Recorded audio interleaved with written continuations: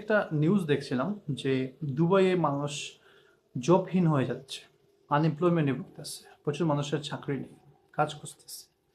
এখন আমি এটা নিউজটা দেখার পরে আমি একটু রিসার্চ করলাম যে কেন এরকম হচ্ছে আসলে exactly। খুঁজে বের করলাম যে এক নম্বর কারণ হচ্ছে যে অনেকের সার্টিফিকেট আছে, তার শিক্ষাগত যোগ্যতা আছে, এসএসসি, ইন্টার বা অনার্সের সার্টিফিকেট আছে, সেগুলো কাজ জানে না।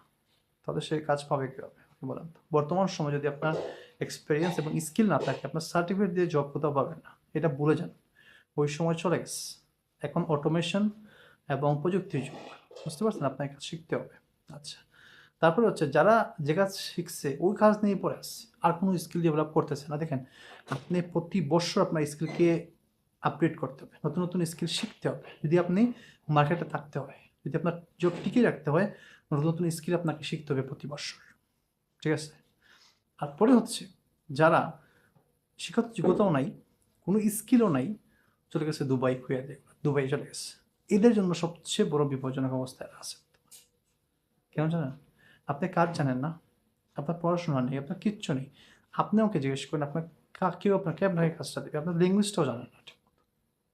তো যারা এই অবস্থায় আছেন যে আপনার শিক্ষাগত যোগ্যতা একবারে কম, আপনি কোনো কাজও জানেন না, কোনো কিছু এক্সপার্টাইজ নেই, তাদের জন্য বিশেষ অনুরোধ হচ্ছে আপনি যে কোনো একটা কাজ শিখে ফেলেন। দেখেন, দুবাইয়ে কিন্তু প্রচুর পরিমাণে কনস্ট্রাকশনের কাজ হয়, প্রচুর বিল্ডিং বিল্ড করা হচ্ছে।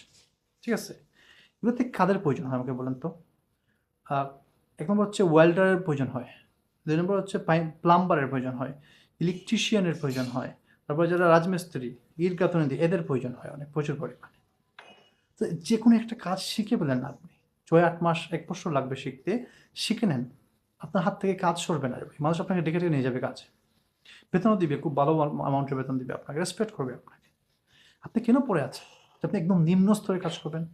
আমি সার্টিফিকেট কোনো ইস্যু না, সার্টিফিকেট আপনি রাখেন, কাজ শেখেন।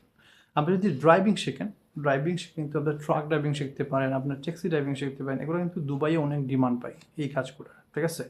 আপনি এই দুটার মধ্যে যে কোনো একটা স্কিল শিখে পারেন। ঠিক আছে?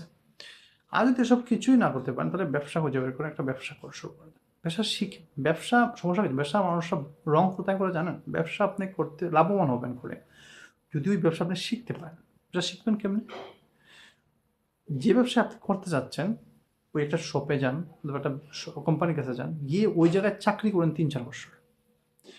3-4 বছর চাকরি করলে আপনি পুরো আইডিয়া পেয়ে যাবেন যে এই বিজনেসটা কীভাবে চলে, রান করে কীভাবে, অর্গানাইজ কীভাবে করা হচ্ছে, কীভাবে এটা কমপ্লিট করা হয়, কীভাবে কাজ নিয়ে আসা হয়, কীভাবে কাজ কমপ্লিট করে ক্লায়েন্টকে দেওয়া হয়, সব কিছু আপনি একটু শিখে যাবেন।